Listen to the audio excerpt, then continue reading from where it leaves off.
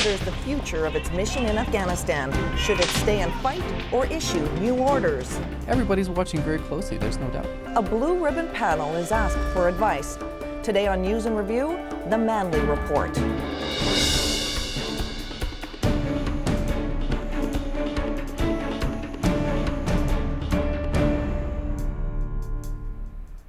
Hello, I'm Carla Robinson. Canada had a critical decision to make this year. The government had to decide whether to continue risking Canadian lives on a dangerous mission in Afghanistan, whether to change the nature of the mission, and when to end it.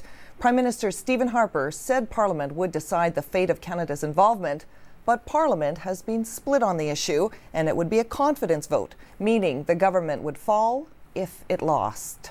The whole approach here is to try and take kind of the unhealthy politics of a minority parliament out of a decision that has wide-ranging implications for Canada for a long time to come. The Conservative Prime Minister did that by naming a prominent Liberal, John Manley, to head a panel that would come up with a report and recommendations for the politicians. It's an issue for our country, and when called upon to serve, it's not only an honor for me, but it's my responsibility to do so to the best of my ability. Not only was Parliament divided, so were Canadians. Polls had found that about half don't think the mission should be extended, and those divisions were reflected in the marching orders for John Manley's panel. CBC correspondent Brian Stewart explains. The panel was set 4 options, but it's free to make up its own list, ranging from outright removal of troops from Kandahar as favored by the NDP, the phasing out of all combat operations this year, the Liberal Party position, or the continuation of combat beyond next year, as urged by the Conservative government. Well, in reality, there is simply no easy option here for Canada. Abruptly leaving Kandahar would raise an historic outcry in NATO. Phasing troops out raises the interesting question just who would be phased in. And staying on will inevitably raise the price in Canadian blood. This complexity presents the Manley panel with another key challenge, and that is to simply clarify what the Afghan mission is for. For 5 years after Canadians entered Afghanistan, this is still a question that confuses many. Both Liberal and Conservative governments have failed to clearly explain the most important overseas mission in a half-century. To me, the absolute overarching issue is for the government to articulate what it is we're doing in Afghanistan. Even the most senior diplomatic figures admit they're baffled by the incoherence of current foreign policy. People like Robert Fowler, a former UN ambassador, very used to international military missions. He finds many reasons for Afghanistan just don't add up. I mean, are we there to put little girls in school, or are we there to prevent the government of Mr. Karzai becoming a failed state, or are we there to stop the Taliban from taking over Afghanistan, or are we there to defeat Al Qaeda? And frankly, it seems to me that the purposes change from time to time. You know, when we had the last debates, there was, one question on foreign affairs? Yeah. What is striking is how many of the most experienced international experts are now dubious about military claims of success. We need to take stock. I think one of the things I'm looking for the Manley Commission is greater clarity about where things stand.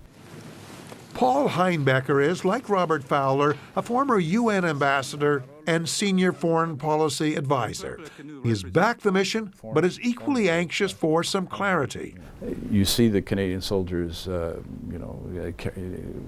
achieving very creditable things around the country. And at the same time, despite all of these successes, there seems to be a growing Taliban presence and danger. So why is that happening? The core NATO weakness in Afghanistan is clear. Too few troops and only a small minority of these capable of counterinsurgency war. But the very weakness of NATO makes it even harder for Canada to withdraw without huge loss of prestige. While we can't perhaps be decisive in winning this battle, there's a risk we could be decisive in losing it. If we were to walk out and leave NATO in a position where it couldn't replace us, then I think it would be, we'd risk contributing to the defeat of the mission and to the unraveling ultimately of NATO. It is the point NATO wants to drive home. A departure of Canada is unthinkable. Nobody has walked away from this mission. James Apathurai, a Canadian, is chief spokesperson for NATO. Of course, Canada is taking a decision about what it's going to do in an area that is the spiritual heartland of the Taliban, in an area where Canada is playing an important role in blocking off the road to Kabul, with the capital, and in a context where no country has left the mission, no NATO country has left. And that's, of course, one of the issues that's being discussed here, the role being modified. So everybody's watching very closely, there's no doubt. The anxious waiting ended in late January as the panel released its report. It would be discussed not only in Canada, but around the world. The CBC's Keith Bogue has the details. The government needs Liberal support if it's to have any hope of extending the Afghanistan mission beyond its current mandate. That's why the Prime Minister chose John Manley, the former Liberal Deputy Prime Minister, to head the independent advisory panel on Afghanistan. Manley and his colleagues went fact-finding in Kandahar and then offered their view on the way forward. First, they concluded it's worth the trouble. If we're not willing to lend our military resources when asked to do so by the United Nations, in a mission coordinated by NATO, in a country whose democratically elected government wants us, and whose citizens desperately need us, then we wonder where and when Canada would do so. Along with his colleagues, former journalist Pamela Wallin, and three big players from the Mulroney days, Derek Burney, Paul Tellier, and Jake Epp, Manley recommended extending the Afghanistan mission beyond 2009 without specifying any end date, but only on these conditions. 1. That NATO or other allies assign another battle group, about 1,000 soldiers, to Kandahar before February 2009. And 2. That the government secure helicopters and unmanned aerial vehicles for intelligence and reconnaissance before February 2009. Failing that, Canada should notify NATO that it will no longer accept the security mission in Kandahar. It would leave the combat role to someone else. It's pragmatic.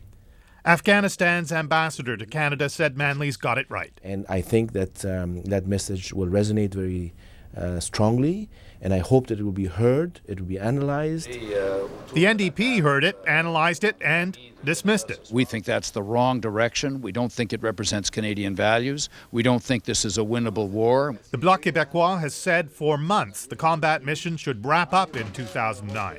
In that report, we have no date at all. So I think it's an open book for Stephen Harper. And we disagree with him. We think we have to put an end to that mission by February 2009. We want the combat mission to end February 2009. And Stéphane Dion repeated what his party's position has been for the past year, but said he had not yet read Manley's report.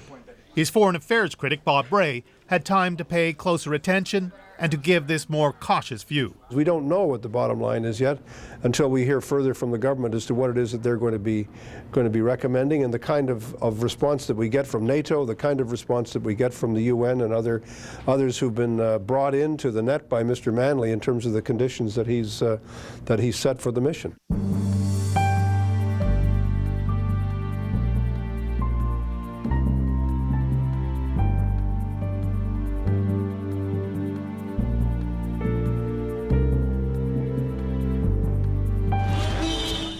The panel said there have been improvements in Afghanistan. The economy and wages have grown, death rates have declined, enrollment in schools has tripled in the past 6 years, more girls especially are being educated, and millions of refugees have returned from abroad. But still, the report pointed out that the country ranks 174th out of 178 countries on the UN's Human Development Index, largely because millions of Afghans don't even have the minimum amount of food. And while it praised the work and dedication of Canada's soldiers, it did have some criticism for Canadian efforts. It said they weren't as coordinated or explained as well as they could be, and it called on the Prime Minister to take a larger role. If that really is our most important, it's become our most important international engagement, then that will require the Prime Minister's attention. In the weeks following the report's release, the Prime Minister held discussions with other NATO leaders to talk about more troops. And in Canada, there were talks with the opposition, particularly the Liberals. Their position was closest to the government. And with the minority in Parliament, Stephen Harper would need their support. Again, here's Keith Bogue with more on that. It seems clear that we have moved significantly toward the kind of bipartisan consensus that could be presented to Parliament for ratification. In some ways, that's putting it mildly. The government's new position on Afghanistan resembles the Liberals' motion to such a degree that it would qualify as plagiarism if it were submitted as a college term paper. The preamble is very nearly identical, paragraph after paragraph, and deliberately so. The government wants Liberals to see their own fingerprints all over the motion, so it's more difficult for them to oppose. But there are some differences which may be important.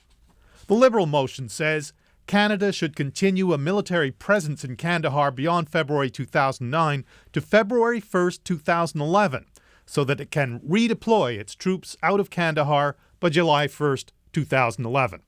The government's motion says Canada should continue a military presence in Kandahar beyond February 2009 to July 2011, so it can redeploy its troops out of Kandahar by December 2011. So the end date is 5 months later, but there is an end date, and that's what the PM calls a compromise. It is a clear and principled position, but it is not a Conservative position or a Liberal position. It is a Canadian position that can be supported by a majority of the elected representatives of the Canadian people. We'll have to see how MPs vote on the motion, but on first blush, Liberals like the fact of the end date, if not the date itself. We will take a look and look at all the angles, what it means. But clearly what we wanted since day one is an end date. In northern Saskatchewan, the Liberal leader said his party may yet ask for more changes. But for the time being, it's a proposal that looks a lot like his own. And maybe we'll have to ask for amendments, but the government moved a lot toward our position. Too bad that they did not do it a year ago. So a compromise emerged in Parliament. In Afghanistan, both sides prepared for the upsurge in fighting that usually comes with the spring. The Taliban were driven from power relatively quickly in 2001, but they remain a dangerous presence in large areas of southern Afghanistan. And as the Manley Report warned, success is not a certainty. And that's News in Review. I'm Carla Robinson. Thanks for watching.